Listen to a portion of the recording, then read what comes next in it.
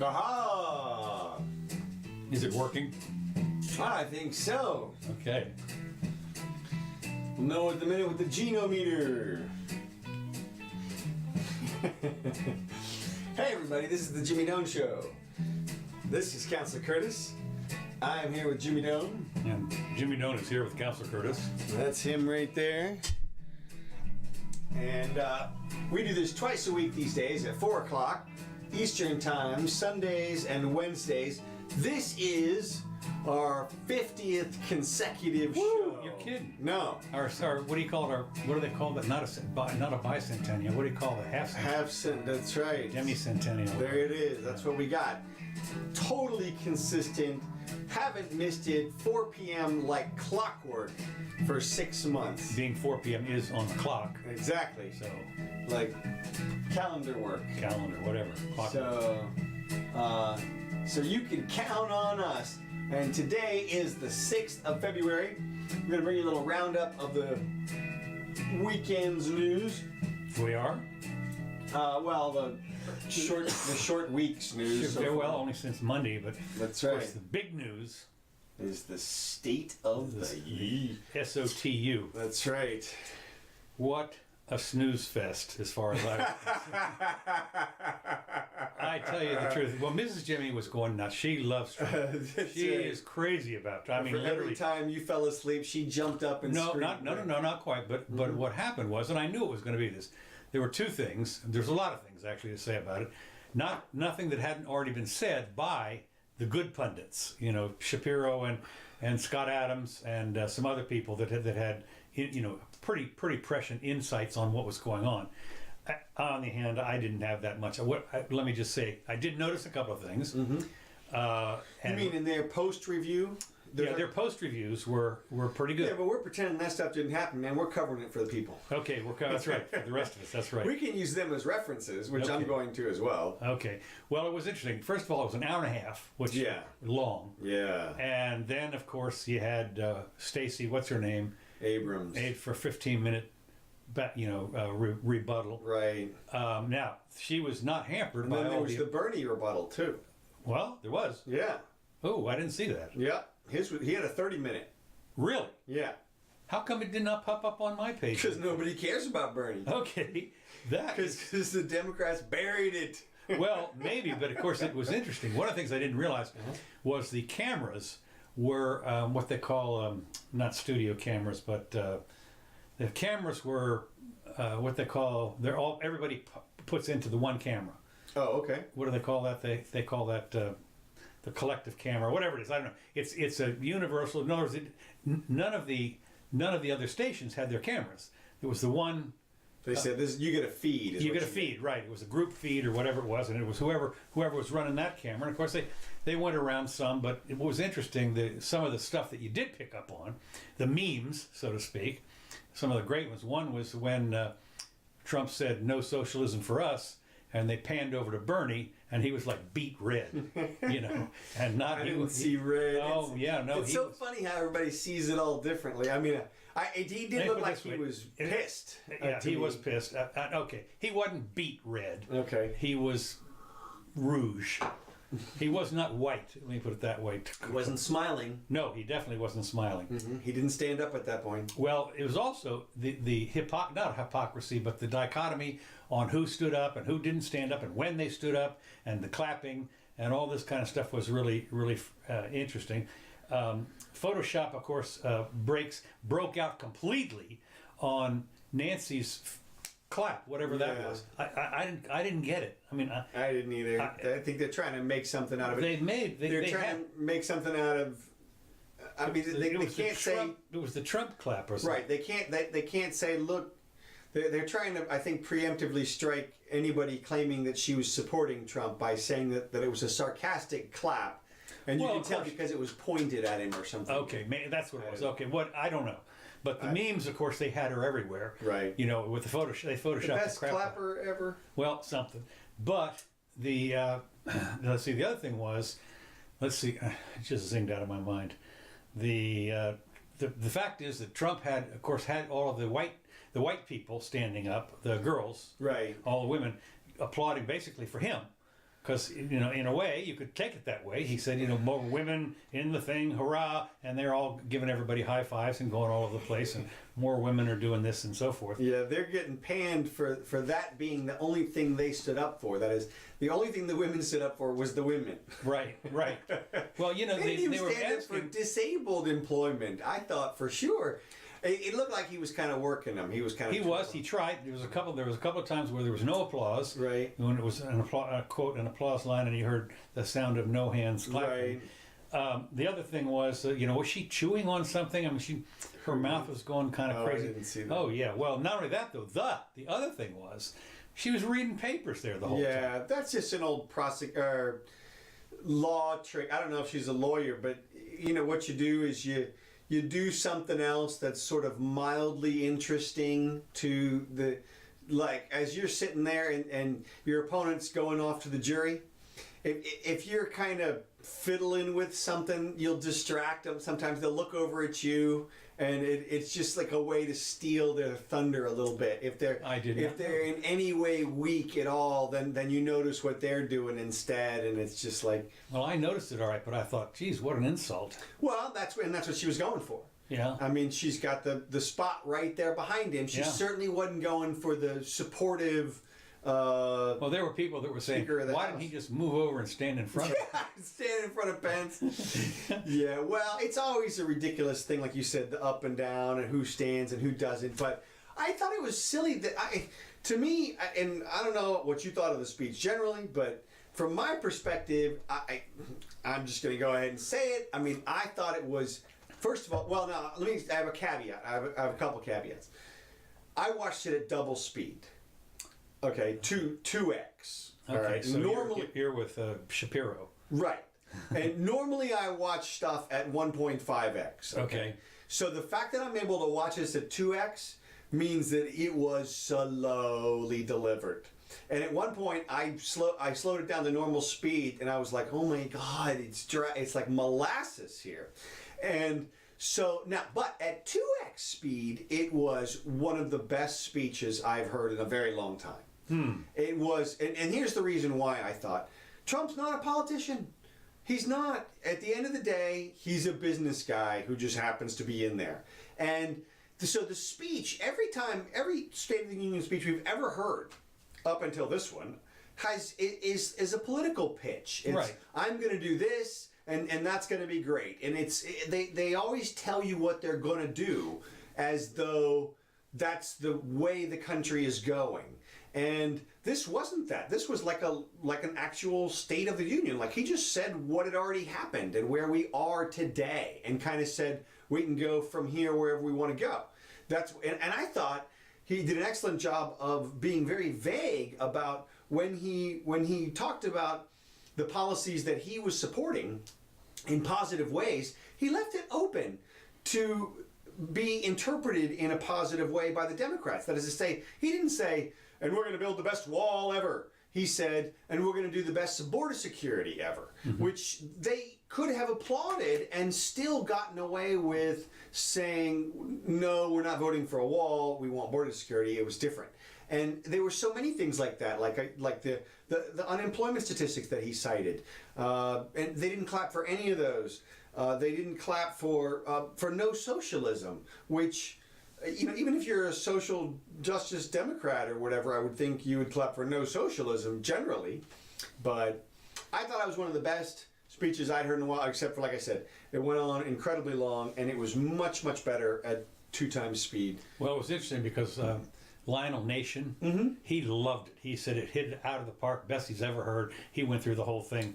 I was very surprised. And he was, of course, he's always been kind of a Trump supporter, in the same way that, even though Scott Adams says he's not, but he picks apart everybody else, and he says what a genius Trump is for the way he does persuasion and so forth. So whatever you say, and then of course you look at Ben Shapiro, and he was thinking this was a great speech also, although he did have one or two caveats, which sort of made sense. And yeah, I thought his main thing, the two fumbles I thought were one talking about the investigation and saying we can't have an investigation. Right. Well, that was supposed to be an applause line. Of course, it was.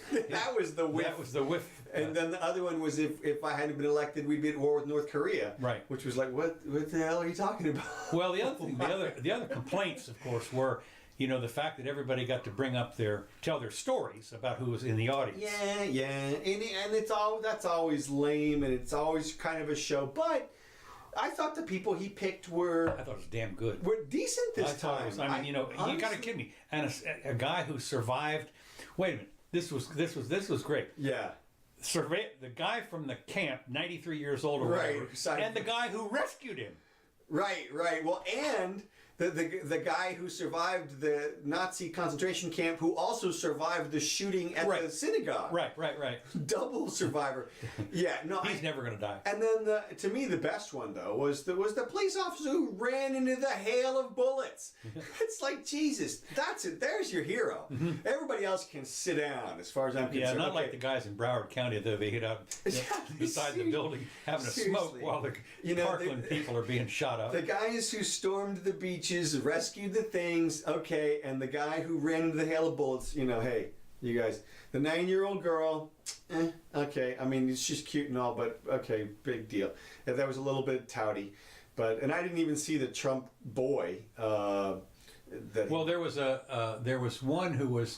guy who was the first one for the second chance out of prison. Right, I saw that guy. And, okay. Yeah, and the woman who had the life sentence.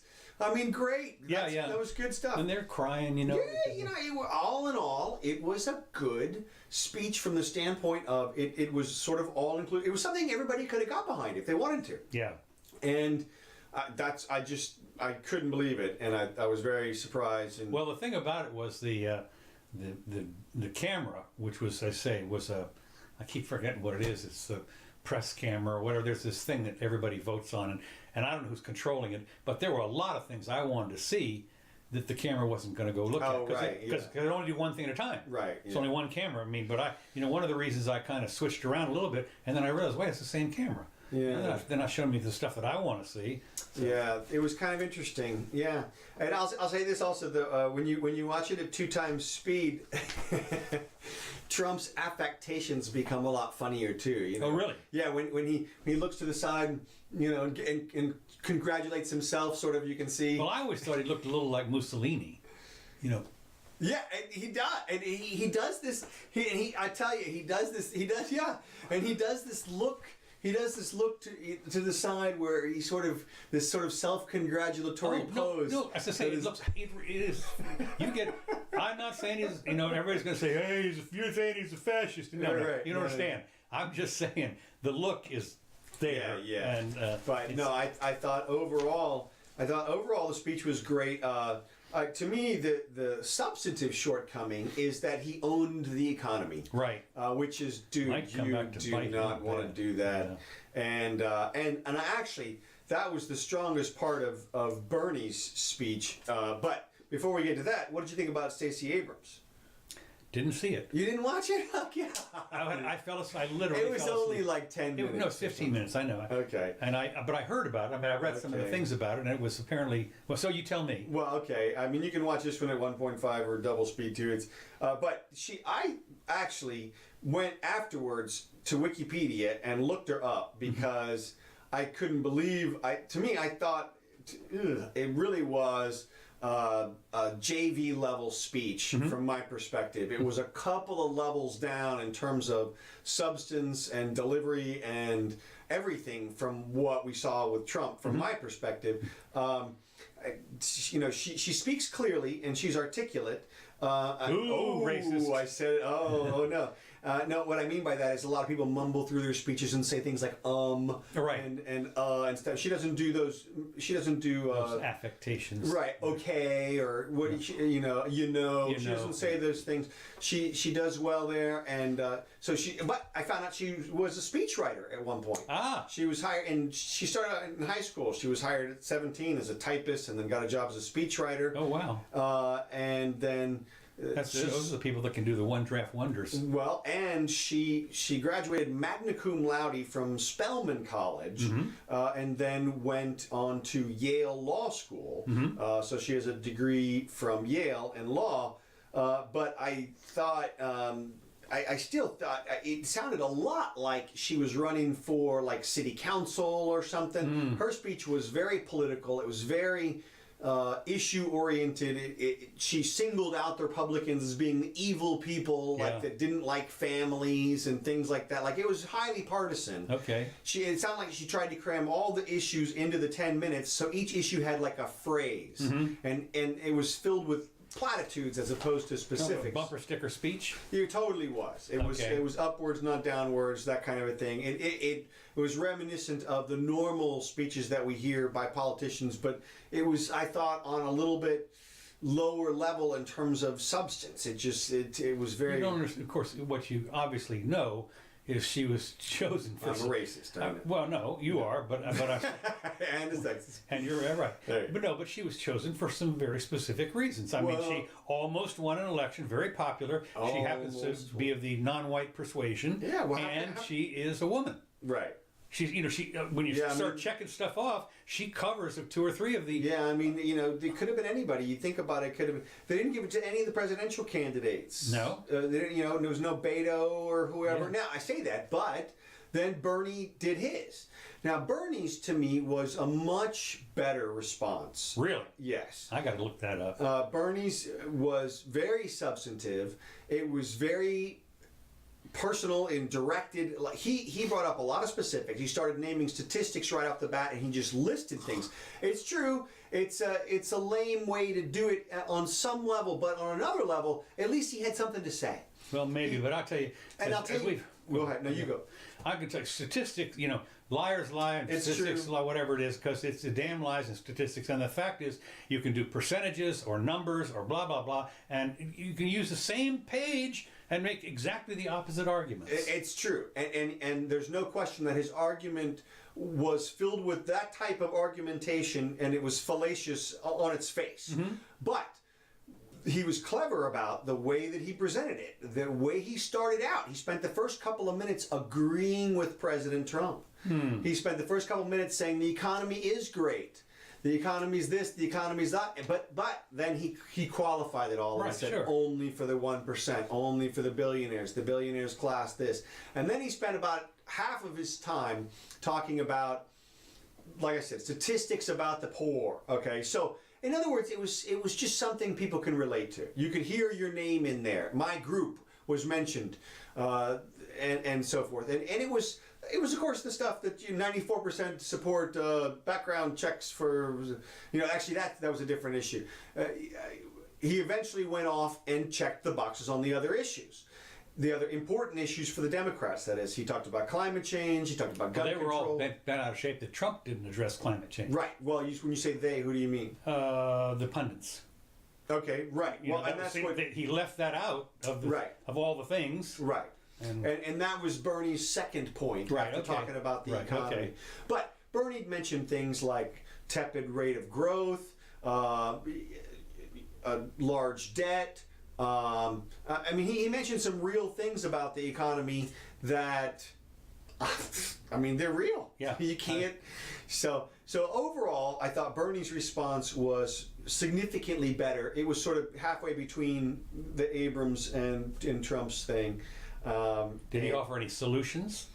Oh, of course, but it was all tax the rich and government will take care of everybody. Of course, you always wonder when you say that. You wonder how much more can you get out of the rich than whatever it is, it's more. Yeah, that's all they know. That's all he. It was obvious that he had just taken a slice of a vision of life and looked around, and he said things that didn't even make sense. He said wages are stagnant after 40 years. He said, the same worker is making the same thing that they made 40 years ago, and he said even though productivity's increased greatly, and it's like, okay, those things don't really go together. It's like productivity may have increased greatly, and the people at the top are making a lot of money because they've harnessed the productivity, but this guy is just a regular Schlub. Well, except for the fact that one of the reasons that productivity does increase is because you go from the Ford assembly line where you need no knowledge to do anything,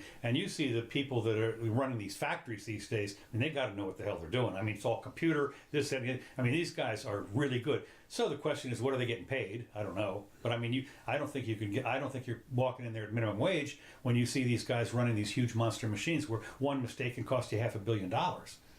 Yeah, I think that as technology increases, everybody has this fear that the machines are going to either obviate the need for humans at the top or at the bottom. This has been around since the loom.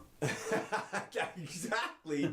The Luddites. They call those people Luddites. I know. But all you have to do is look, and we have more tech today than ever before, more people employed than ever before, and more people at every level of technology and every level of participation in terms of the intelligence required to do their job than ever before.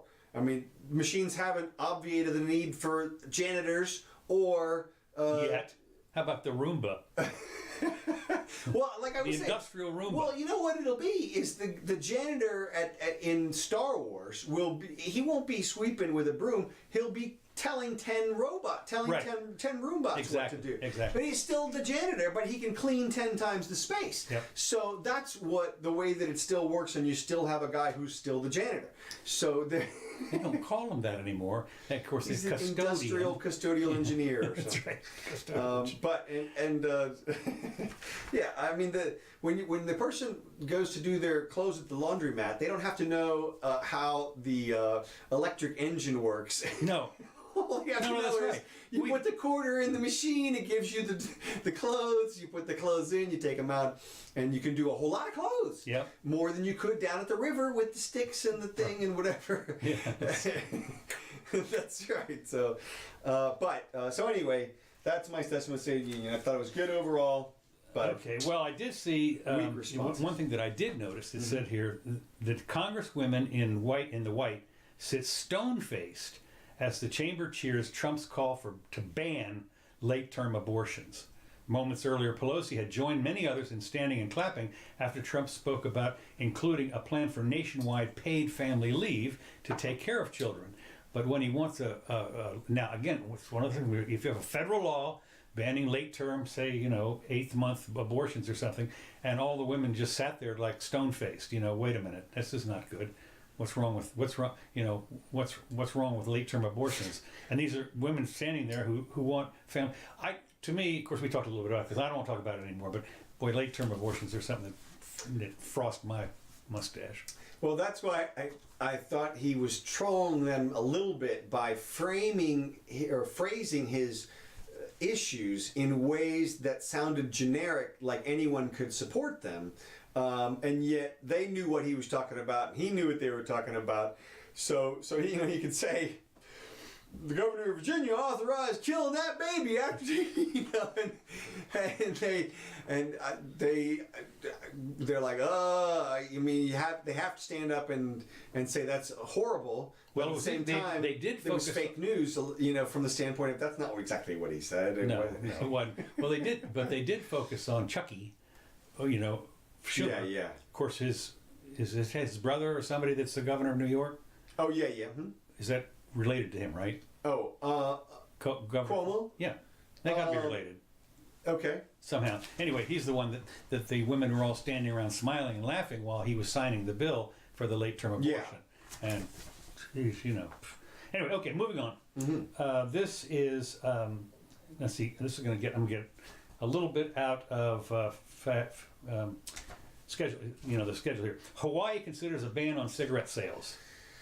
Okay, a complete ban on cigarette sales. No cigarettes in Hawaii. Of course, this is kind of interesting.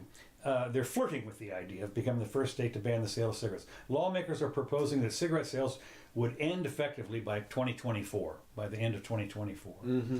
The ban would go into effect progressively starting next year by raising the minimum age for buying cigarettes from 21 to 30. 2 years later, no one under 100 would be allowed to buy cigarettes. And I'm thinking, can you imagine? Age restriction. Yeah, age restriction. Well, I mean, it's so funny because it reminds me a little bit in the penal system when they say 2 life sentences. I'm thinking, well, yeah, okay. Right. So he lives, there's one, and then you get another one. Okay. No, but Well, I'll tell you what's interesting is you think about it, in a year and a half, nonagenarians will have an excellent revenue source for about 6 months. Say that again. The 90-year-old people. What? Right. In a year and a half, while they're still able to buy cigarettes. Oh, and right. Nobody else. They'll be standing outside the cigarette place. Hey, you want to buy a cigarette? It's gonna be better than Lucy's. I mean, you know. Seriously. You want a cigarette? It's gonna cost you $10. Hey, kid. Yeah. Right. They're in the bucket. I mean, it's just hilarious. But whenever I hear a story like that, the first two things I think of is, first of all, when I hear Hawaii is trying to ban something, I think, no, that's not the story. Hawaii is a state. It's not trying to do anything. There's some ruler, there's some lawmaker, some specific person. Who is it? Why don't you report that person's name? Jill so-and-so. I think they might have in the article, actually. Okay, well, that's what I would say it should be the headline, is so-and-so. And then it shouldn't say bans cigarettes, because that's not what you're doing. You're banning people from owning cigarettes is what you're doing. The cigarettes don't care what you do. To me, it's just misphrased. You say... It's clickbait. Well, I know, but what I mean is it's not good reporting. It should say, Tom Jones wants to prevent Hawaiians from owning and using cigarettes. That's what it should say, something like that. I think it was somebody else. Oh, you don't think it was Tom Jones? I don't think it was Tom Jones. Okay. Shouldn't say that at all, then. Yeah, but I thought it's pretty interesting, because you wonder if anything like this gets through, which I find hard to believe. But I mean, the smuggling, and then what do the fines look like? Do they get to bust you? Send the SWAT team over and say, "We heard there's cigarettes in this house." Somebody walked past and smelled the smoke, called up and said, "In that house, I believe that there's cigarettes," and the very last people to do the hoarding will be the centenarians and such, you know. Yeah, so that'll be that's who they'll be swatting. Yeah. Well, I can't. To me, this goes back to great ideas, bad laws, which is a meme that I return to all the time, because there's plenty of great ideas which make horrible laws. Can you smoke dope in Hawaii? You can, for medical purposes. Okay. You might be able to recreationally at this point. That may be one of the recreational. We'll have to check on that, because if you can roll your own joint, I mean, who's to know whether it's tobacco or not, or it's. Yeah, that's true. Yeah. Again, that's one of those things that I believe is a fool's errand. So well, it's fool's. It's like, it reminds me of when they outlawed pinball in New York. Is that right? Yeah. I didn't know that. Pinball outlawed. That's it. Because it was a waste of time. Yes. When you think about pinball, in Japan? What's the ultimate pinball? Oh, it's called pachinko. Yeah, pachinko. I mean, they have whole factories, not factories, but they have whole. That's nothing. Okay, no, they have whole parlors. It's funny, because years ago we had parlors where they had just video games. Yeah. And they've kind of gone by the wayside. Yeah. They're hard to find. I know supposedly in my trip to Kansas City in July, one of the big trips that the Apple geeks do, my friends that I go out there, Apple II geeks, is to find the place in Kansas City or wherever it is that still has a pinball arcade. Oh, right, and some of the people that are there are experts at this stuff. I mean, they can do Pac-Man. 27. And this is my argument for why they shouldn't change electronics so fast, is because humans can adjust and become very, very skilled at using tools. And when you change the tools all the time, you eliminate ability. Well, it's interesting. Well, you say that, but what I did see, I'm going off on a little tangent here. Tangent on my tangent? Tangent on your tangent. Bring me back. Bring me back. I will. We're coming back. They showed how these kids in Japan had fooled the machine. Now, here's what happened. They have a deal where they have a block of like 16 or 20 blocks or something like this, and there was a game on television for a while called Choose the Right Box, and if it had money in it or something like that, it was broke or no broke or something like that. So what they did is they got their iPhones out, and while this thing is shuffled, first of all, they showed you where all the money is, and then they shuffled it all around, And so these kids would stand there and they slow-mo the whole thing down. And what they would do is they would pick off, they had some way to pick off the ones that were, give them the max number of tickets. So what happened was these tickets would come out. I mean, they would get 1,000, 1,200 tickets out of these machines, and then of course you go redeem them, and they showed them redeeming these tickets. It looked like an old teletype machine where the tickets were all, and they're going in there, and then of course you get prizes and stuff like that. But I mean, they cheated the machine is what it was. And I don't know. I mean, it was interesting because the machine people have got to have seen the video. Well, it seems like. Right, and see, this all ties in with the reason why pachinko is so popular in Japan is not really because it's pachinko. It's not really because they love that game. It's because? It's because there is a soft gambling allowance for pachinko. It's kind of like what we had when we had our poker gambling crop up here a couple of years ago. Okay. And people would have the poker parlors, and you could go in there, and you weren't really supposed to gamble, but you could. Pachinko in Japan is like that. Really? Yeah. It's like there's a way that you can do it where you can actually make money. Really? Yes. And is it based on skill? No, it's like the one-armed bandit type thing. But there's a way you do it. Like you take your tickets to the other place or something. When I was out there, my friends taught me, or they told me about it, and they said this is what you do or whatever. But the point is that it's gambling. Okay. And everybody knows it, and that's why it's popular. Right. Because it's real gambling. Right. And so. But I mean, I've seen pictures. I mean, there's walls of these things. Yes. Down there, and they're in there. Well, you think about if you just lined up the one-armed bandits down here. Yeah.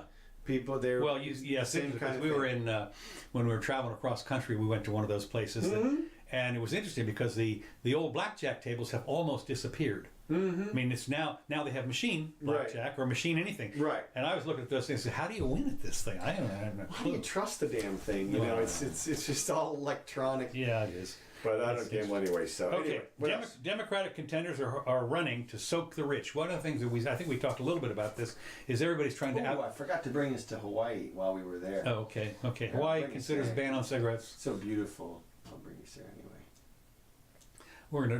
We're just gonna hop in and hop out. Oh, thank you so much. I'm at a lava field. Well, road, and the road is closed. How do I get up there? Yeah. All right. Well, this is good. Of course, I guess if you went up here, maybe you could have a smoke. Light it off the lava. No problem. Okay, good. Democratic contenders are hoping to run on soaking the rich. This is one of those things that, at least during the primaries, you're going to see them out lefting everybody else. I mean, they are going to go total lefty to try and get, because it's kind of like since, what's her name, AOC got in, and, Social Democrat, and Bernie, of course, got all the votes. He got a lot of votes and everything like that. So they're all going to go that way. Kamala and all the, and Tulsi. It'll be interesting to see how they phrase it, because of course they have to walk it back for the general. So you have to say something like they're going to pay their fair share. Or that's what they're talking. That fair share comes up a lot. Right. And of course, one of the things, I think it's Thomas Sowell or Walter Williams or whatever, they're asking, could you tell me what the fair share is? And of course, it's interesting because when a lot of these tax laws have been passed in the past, they said, well, it's only going to be this much, it'll be 1 or 2%, only on the rich. Don't worry about it. It's only fair. Well, of course, it quickly devolves into something else. Elizabeth Warren, for instance, is floating the idea of a 2% tax on wealth. We talked about this a little bit, on people with a net worth of more than $50 million. So what she wants to do. Oh my God, what is that? You didn't see that yet? I did hear about it. Does she say American Indian down there? There it is, right there on the left-hand lower corner. Is that? Wait a minute. It's a registration card, $60. Okay. Right. For the state of Texas bar, I guess, which is kind of interesting. I don't know what she's registering.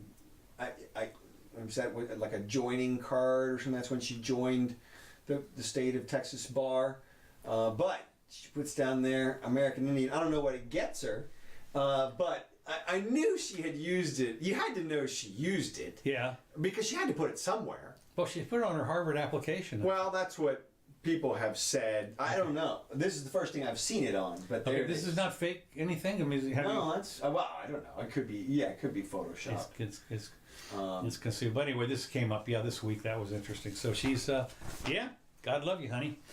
So anyway, so she wants to 2% with a net worth of more than 50 million. So if you're 50 million, and let's see, 2% would be half a million? No, it would be 2%. It's be a million. A million, yeah. A million. In other words, if you're worth 50 million, she wants you to write a check for, in addition to your regular income tax, $1 million.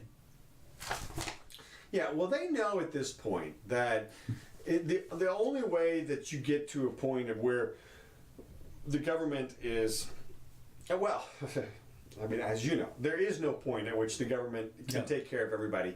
But all they know is it's got to be a huge, a lot bigger number than it is now.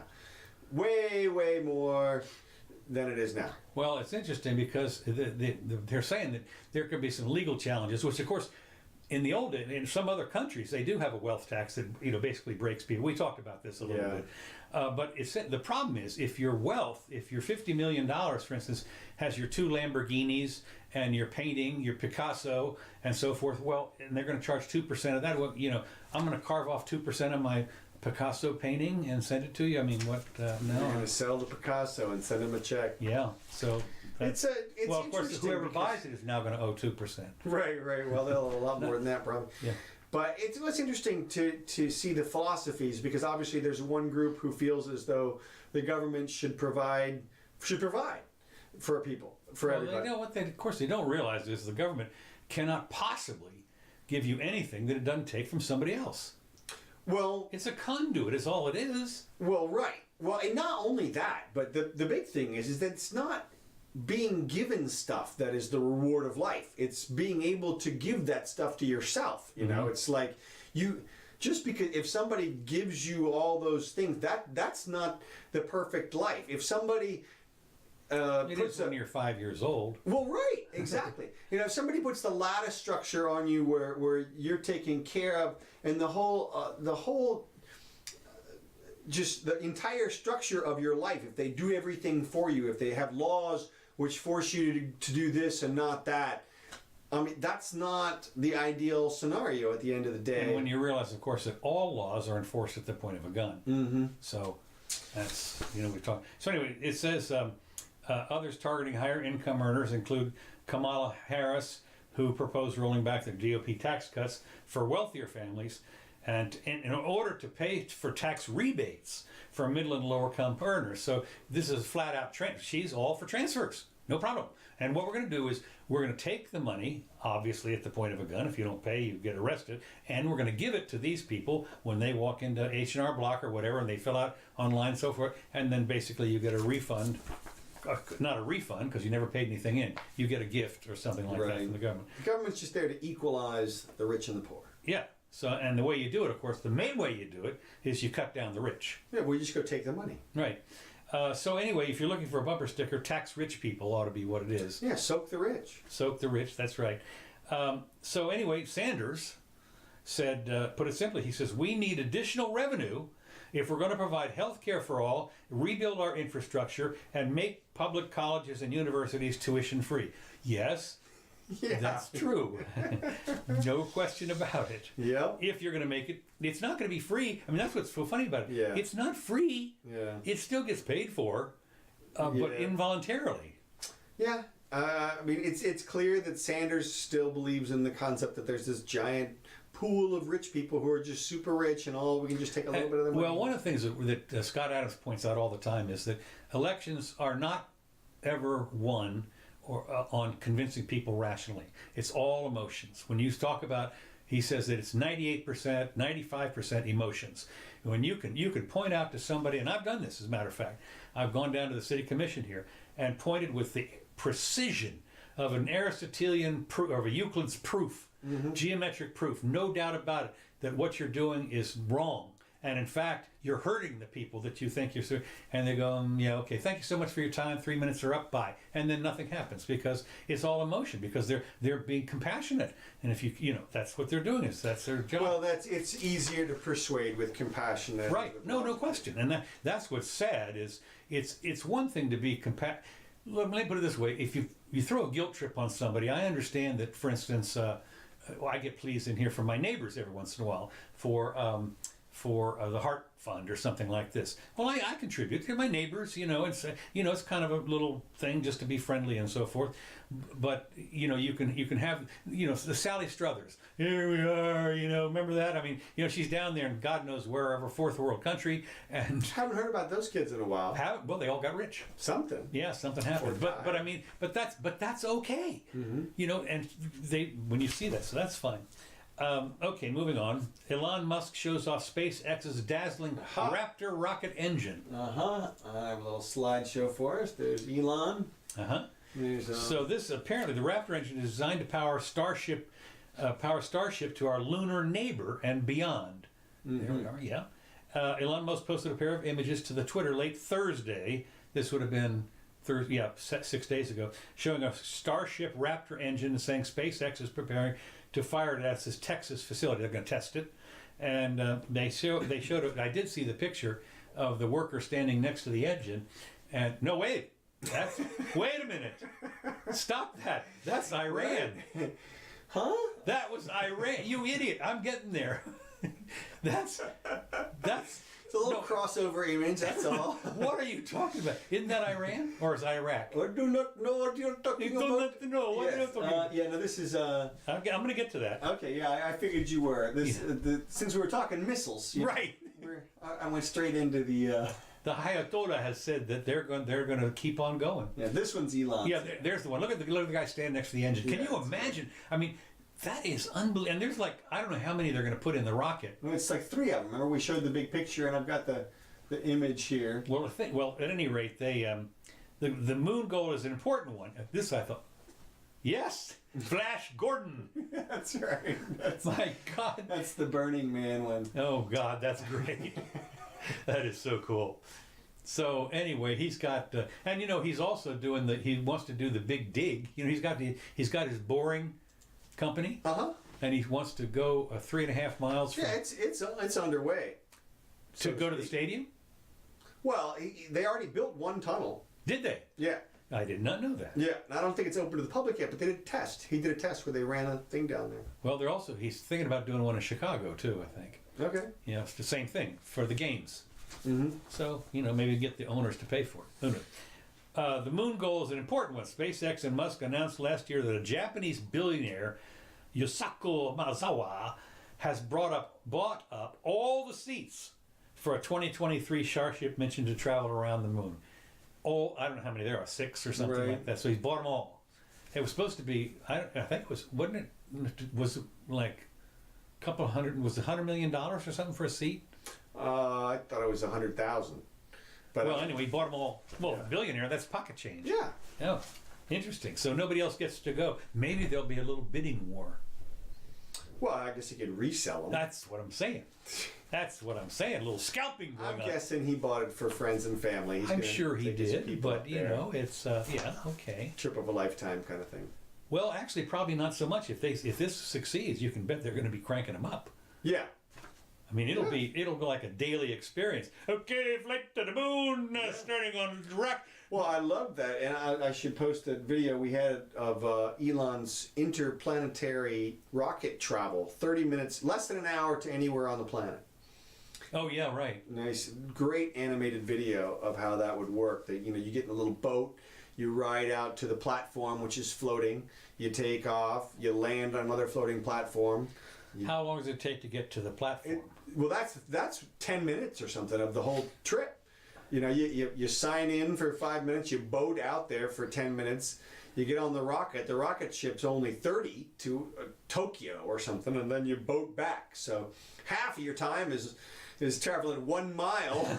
Well, not only that, you got to get from your house to the place. I mean, you know, you can see spending at least an hour or more, and then you have to go through TSA. If you're taking the rocket ship, you're taking your helipad from your house exactly to your true. Exactly true. That's right. You're taking a little mini rocket. You're taking your drone, your personal drone. Yeah. Okay. So anyway, I thought that this the moon goes important. We already sold the thing. The first private lunar spacecraft shoots for the moon. This new Moon of Israel, this is from Israel, the Moon of Israel mission led by a non-profit company, I don't know why they did that, Space Ill, I think it is, will be a blockbuster in its own right. The moon's next visitor is different. Space L's, Bereshit, Hebrew for in the beginning, will become the first privately funded mission to launch from Earth and land on the moon. It's the first spacecraft to propel itself over the lunar surface after landing by hopping on its rocket engine to a second spot. Now, this is not take any people. This is just the rocket. This is just a. Oh, okay. No people involved. But the point is that this will be another country that will have landed on the moon. Yeah. The reason for it, of course, was that they were trying. It was founded in 2011 to compete with the Google Lunar X Prize, a program that planned to award $30 million to the first person, and there were some caveats. You had to land, and then you had to go a couple of kilometers. You had to take some high-def pictures and so forth. But anyway, they went but that expired last year. Oh, it was only good for 8 or 10 years or whatever it was. So anyway, they had to travel a distance of 500 meters or more, high-definition imagery on the landing environment to Earth, and so anyway, so it ended in 2018 without a winner. So they decided to go ahead and do it anyway. We'll see. Speaking of missiles, Iran unveils long-range missile on revolutionary anniversary. This is Iran displayed a new cruise missile with a range of 800 miles on Saturday during the celebrations marking the anniversary of the 79 Islamic Revolution. It's expanded its missile program, particularly in ballistics missiles, it says, but although these are cruise missiles, which are not that, in defiance of opposition from the United States. And Tehran says, well, it's just defensive weapon, there's no offense here. What, 800 miles, just defensive. So anyway, I thought was interesting. Later on Saturday, a senior Revolutionary Guard commander suggested that pressure by European countries for talks in curbing Iran's ballistic missiles development could prompt Tehran to expand its missile development. So, it's one of these, up yours. Yeah, well, we expect them to expand. I expect them to expand no matter what. I mean, they're one of the most threatened regimes on the planet. They're certainly going to avail themselves of any technology, any defensive or offensive, anything they get their hands on. I mean, the fact is that the most powerful military in the world is threatening them on a daily basis, practically. Yeah, got big sanctions and such. Yeah, it's unbelievable. And then Israel as well. I mean, they would be crazy to attack Israel, but 800 miles will certainly get it there. I guess I haven't looked at the map to see, but I'm pretty sure that's. Well, it depends on where you are, I suppose, in Iran. Yeah, or Iraq. I guess you got to fire over Iraq and Jordan. Yeah. So anyway, I mean, if you're at the south or the north or wherever. Yeah, if you have your buds in Syria, then you drop them there. So anyway, well, that's always interesting. So next move. Mm-hmm. This has to do starting a little bit of Venezuela. I'm gonna head back. Aha! We're gonna head back down to Venezuela. Okay, let's go. You got your favorite favela? Yes, this is great. Good. Hi, kids. So here's $1, which is worth about 1 jillion bolivars these days. Which they will kill you for. Yeah. Can you imagine? Actually taking a flight into, which of course this is what it talks about, a flight in there, and of course you've got money, and I don't know if customs people would yank it from you. They might. I don't know. Didn't you see those videos of the little kids robbing people on the streets and such? That was Brazil, actually. Okay. It was when they were doing the Olympics there, I guess. Yeah. I mean, people were walking around with their iPhones, whatever. Kid would just run up and grab it and run off. Yeah. I gotta imagine it's kind of the same kind of thing going on. So but interestingly enough, airline crews ditch Venezuela layovers to stay out of harm's way. Mm-hmm. The mounting political crisis in Venezuela has prompted European airlines to add a stop in the Caribbean so that pilots and flight attendants don't have to spend the night in Venezuela. And what the Spanish airline, Iberia, has begun using Santo Domingo, which is a Spanish-type country, okay, and for its 3 weekly services to Madrid, from Madrid to Caracas. So they're going to do the layover in Dominican Republic, and I guess what they do is they go to Caracas, empty out the plane, fill it back up again, take off. That's the gas up and go. And Portugal's TAP has introduced a new change in the Dutch island of Curacao, which makes sense.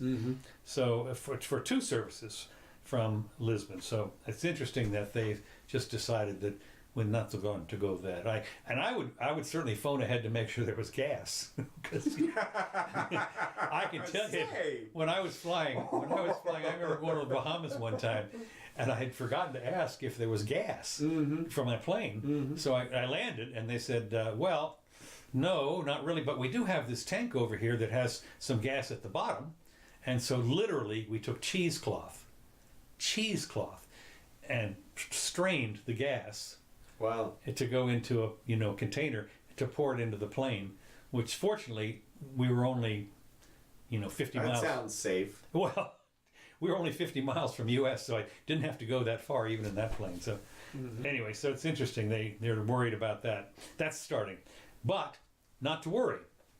Canada's Trudeau announces a $53 million aid to Venezuelans. Trudeau pledged $53 million for humanitarian aid. He pledged it. Pledged it, right? It's, yeah. Not my money. No. So he says the most pressing needs for Venezuelans, including 3 million refugees. Now, I haven't done the math, but what's 3 into 53? Yeah, I did. Did you? It's not a lot. It's not a lot. It's $10 or what? I mean, I mean that's just about. So earthquake. That's right. So you have to ask yourself how he came up with that number, and then of course I always go back to why do we think the government?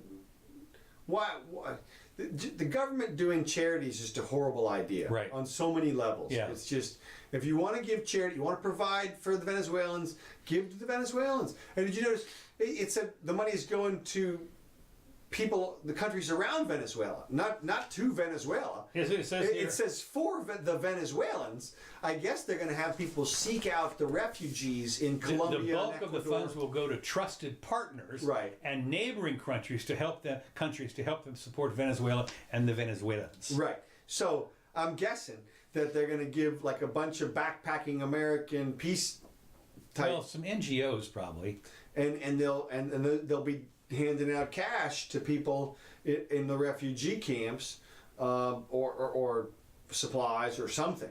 Which I look, it's a great humanitarian effort. Again, great idea, bad law. Why is the average Canadian going to pay $50 for help the Venezuelans? I mean, it's a great idea, but well, we do that kind of thing. We do that here in Gainesville, for God's sake. It's terrible. I mean, this is, and one of the things that we found in the past, at any rate, one of the little problems we got is we have sanctions against Venezuela. But anytime there's a earthquake or tsunami or something like that in a country that is friendly to us, the charities fire up. I mean, they're buried in stuff. And the charities, I have no problem with. That is the way it should be done. You should be able to text 99999 to help Haiti or whatever it is. That's the way it should be done. But I shouldn't get a bill from the government that says, by the way, we sent $50 to Ecuador this month because they really need it. Yeah. I mean, wait a minute.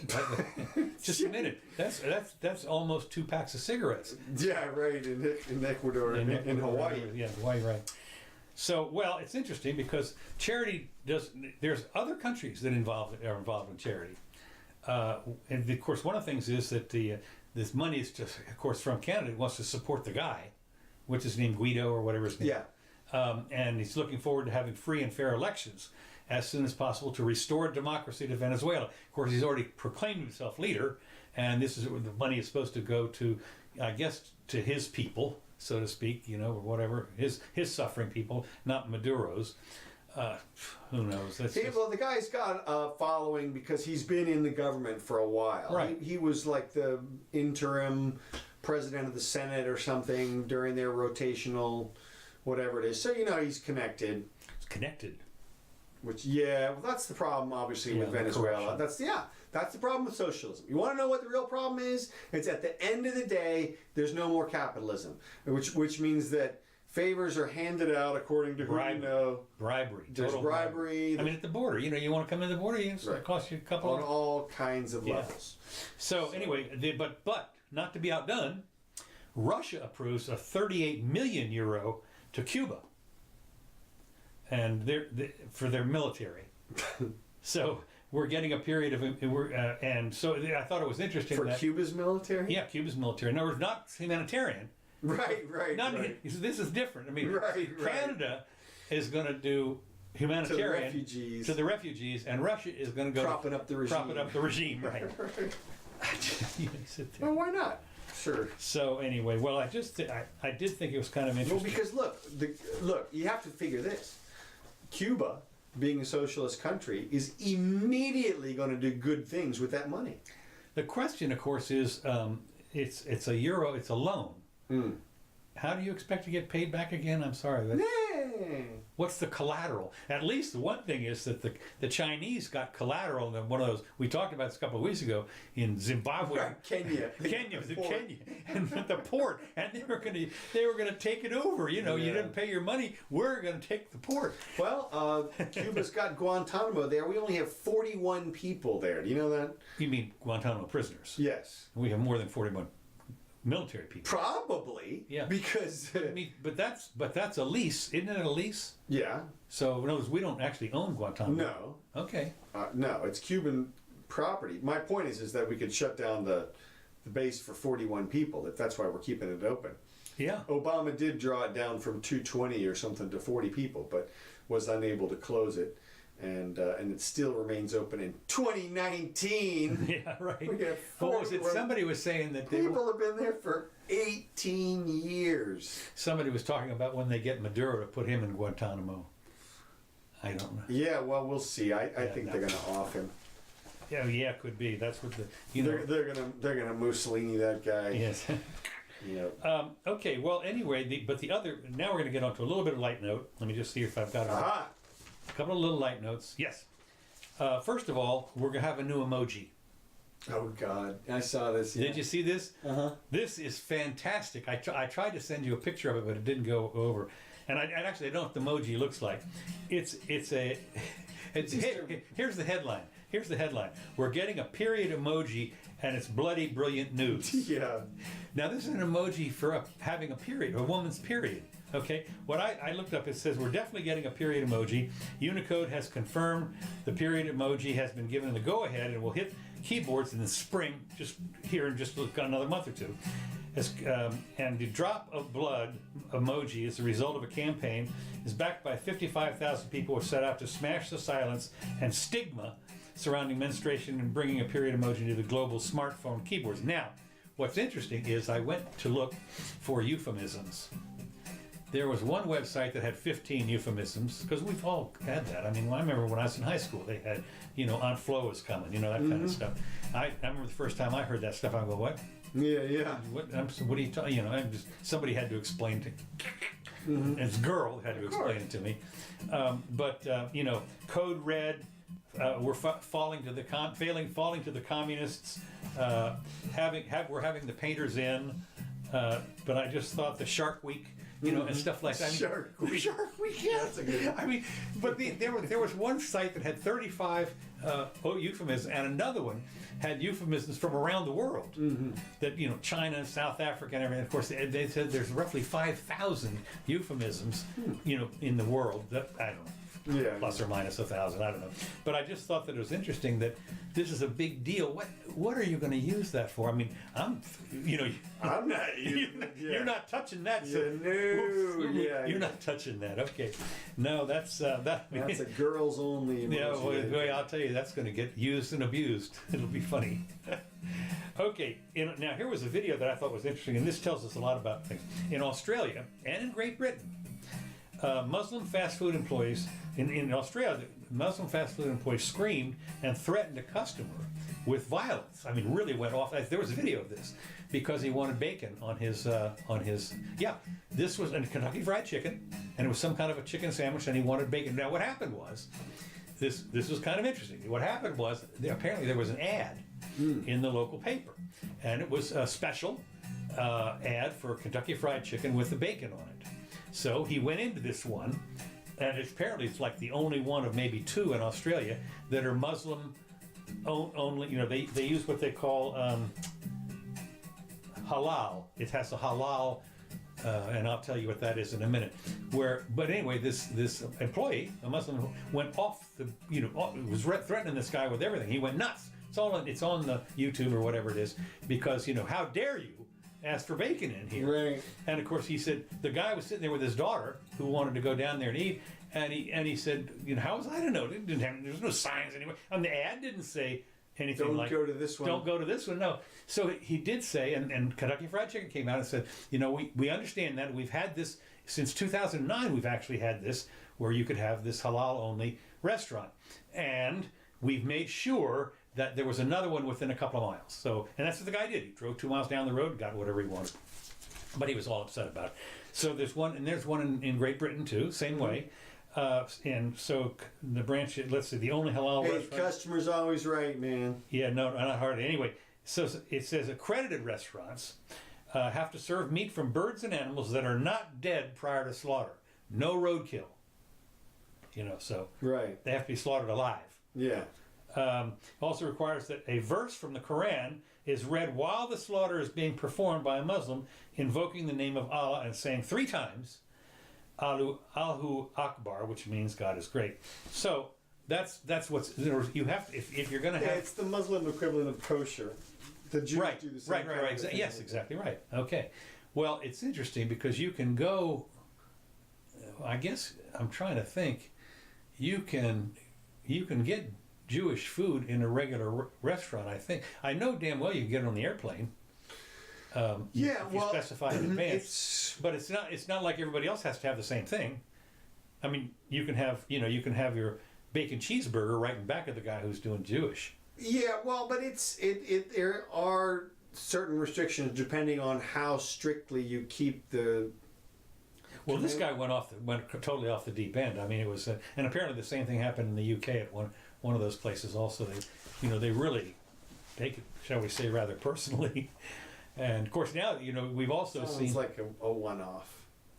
Well, yeah, I suppose. But you've heard things about this before where some guy got arrested. I mean, seriously arrested. I don't know if he got arrested for hate crime or what, but for throwing pork rinds or something at a mosque.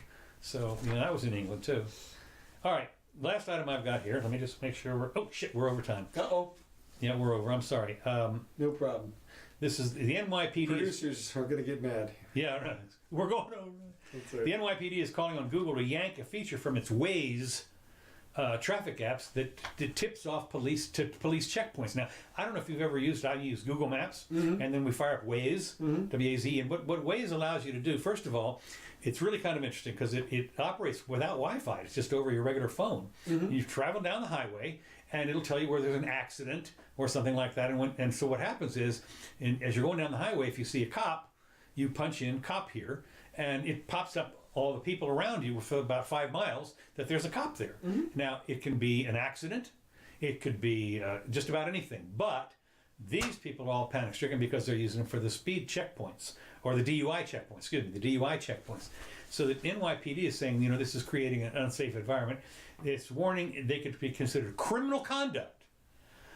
They want ways to stop this get this emoji or whatever off the thing, so you can't identify where a cop is. I forget what else they got there, but they got traffic jams. They got a bunch of stuff. So when you're watching, they'll be unsuccessful. Yeah, I know. It says department sent a cease and desist order over the weekend demanding that Google disable the crowdsourced apps function that allows motorists to pinpoint police whereabouts. Individuals who post locations of DWI checkpoints may be engaging in criminal conduct since such actions would be intentional attempts to prevent and impair administration.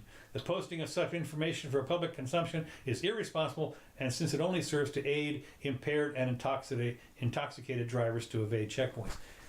Well, guess what? I mean, Well, is that what it does? Well, again, you don't know. This is the great law of unintended consequences. What happens if you sit there? There's a cop here, okay, and it looks like it might be a checkpoint. I don't know what kind it is, you know. How about so I'm not going to drive? Huh? How about you make the decision at that point after checking your Waze that you're not going to drive because you noticed the checkpoints on your way home? My point is that the method that the authorities are saying that Waze is inhibiting their administration, right, is potentially by preventing the crime. Yeah. And so what's wrong with that? Exactly. Now, and this issue, I say they're going to be unsuccessful because this issue has come up in a different way. Has it? Yes. As you may know, when you're hauling down the freeway and you see somebody flash their brights at you, yes, you know that what that means is there's a cop right around the corner. And what do? You slow down. Right. Okay? Supposed to do. Right. Exactly. Now, somebody at some point said, hey, you can't do that, flash those people. I can tell you exactly when it was. Okay. It was down in Pinellas County. Uh-huh. And it was in northern Pinellas County, and the cops, they arrested somebody. Right. Because they said, you can't do this. Right. And now, the courts laughed it out of the place. They did. They said, look, this is insanity. Here's the great news. Everybody he flashed slowed down. Not only that, but here's the thing. You could go around flashing people all the time like that with no cop No cops, right. And just slow people down all the time. So it's... What the cops should do is get in their unmarked car. Right. And go flash. That's it. But, of course, people drive at safe speeds because it's safe, not because... Oh, yeah, you bet. Well, now, of course, you don't mind speeding anymore because you got a seatbelt on. Right. So the car does $20,000 worth of damage. I don't care. I'm safe. I was watching. Speaking of that, just as a quick aside before we quit, I was watching the drag car races. You know, with the big drag cars, and of course, it's all about the wrecks. Mm-hmm. I mean, that's what people. That's what people go for. Well, I'm telling you, these guys. Here's this. You know, the big funny cars. I mean, not funny cars, but the dragsters, and they accelerate to 200-300 mile an hour right away, and then they veer off. They tumble, they go crash, they go everything. They crash into everything you can imagine. They come all apart. Every piece you can imagine is all over the place, and the driver walks away. Yeah. It's pretty amazing. It is. Really amazing. Yeah, and our technology, and that is one of the greatest things about NASCAR and the racing circuit is because all of that safety technology comes from those events. Yeah.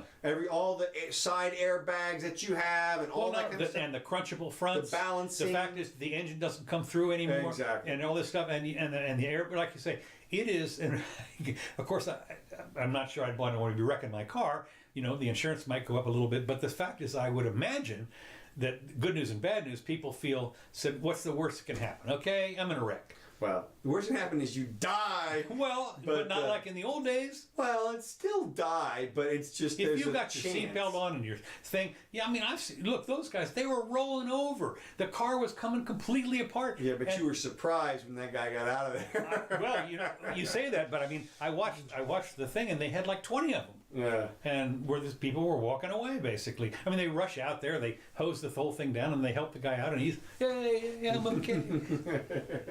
So. Hey, where's my leg? Yeah. All right. Well, let me just see real quick if I have anything. I don't think so. I think we covered all of my issues. I had one final issue. We got a note from corporate. Okay. It says Trump is awesome, and so the opinions of these two hosts shall support Trump at all future times. Okay, that's from corporate. Right. This is from corporate. So yeah, okay. That's our disclaimer. And did you see the... Oh, I did see the Colbert 15-minute take on the speech, and it was just, he hates the guy, obviously. Yeah, it was... I tried to watch like what I could of some of the late night shows. The problem is that when you know where they're going with the punchline, it's just not even funny. They were saying stuff like, "How about Trump, huh?" Yeah. I mean, what? No, that's right. It was. I was looking at the stuff that he was coming up with, and it was like as you say, we know you hate the guy. Okay, that's okay. Yeah. But at least try to trick us a little bit or something. Yeah. It was so weak. Well, I mean, for instance, they never covered the stuff that the Shapiro and other people, with the hand clap and all the other memes. Right. They were out there. They didn't bother with any of that stuff. There was a couple that said, all they needed was white helmets for the girls in white. That was kind of funny. Yeah. Not really, but let's see. Also, did you see the Ivanka Trump display where they had a display of Ivanka just vacuuming and people could throw crumbs? No. And her display vacuums up the crumbs? No. In DC, there's an art display that features Ivanka, and that's it. No. That's the whole display. Is her vacuuming, and you can come in and you throw crumbs and she vacuums them up. Oh my God! So now, what I can't believe is nobody remembers the Malia Obama exhibit, where you would throw down cotton, and because they're right, Curtis. Because there never was one. No, that's right. Because there shouldn't be, for God's sake. That's right. But, all right, hey everybody, thanks for joining us. Thank you, John, Bunny, Bill. Hope you guys had a little fun. We did. We do this twice a week these days, 4 o'clock Wednesdays and Sundays. Don't forget to, when you like us, make sure you send the link to your friends. We'd like to have some more viewers. That's right. Yeah. Now you're going to do this up. You're going to do this with a subtitle, not subtitle, but on Facebook with a time frame. Yeah, I'll post this. Of course, if they got to this point of the recording, they've already listened to it. Right. That's right. It's too late now. Too late. But yes, every episode is posted on YouTube, subject time stamped for your ease of perusal. Can they speed it up to 2x? Yes, absolutely. Okay then. Yeah, and we're better on 1.5 or There you go. 1.25. I'm saying it's a half-hour show. We're pretty good. We speak kind of fast. So. This is a track. Well, that was Matt's Blues. This is called Funky Chunk. These are tracks by Kevin MacLeod, who has authorized us to use them sans payment. So thank you to Kevin Copyright MacLeod. free or whatever. I thought it was interesting that apparently YouTube is cracking down on the fair use business. If you have a snippet, Oh yeah? they will trash can you if they can. Should be 15 seconds. Apparently something. Oh, there's our Bitcoin. That's right. This is our Bitcoin and Ethereum paper wallets. In case you want to send us an anonymous donation, you're welcome to do that. We hope our anonymous Bitcoin user is still paying attention. Our Bitcoin donator, we very much appreciate it. So, this has been the Jimmy Dome Show. And we'll be back on Sunday Yep. with more news.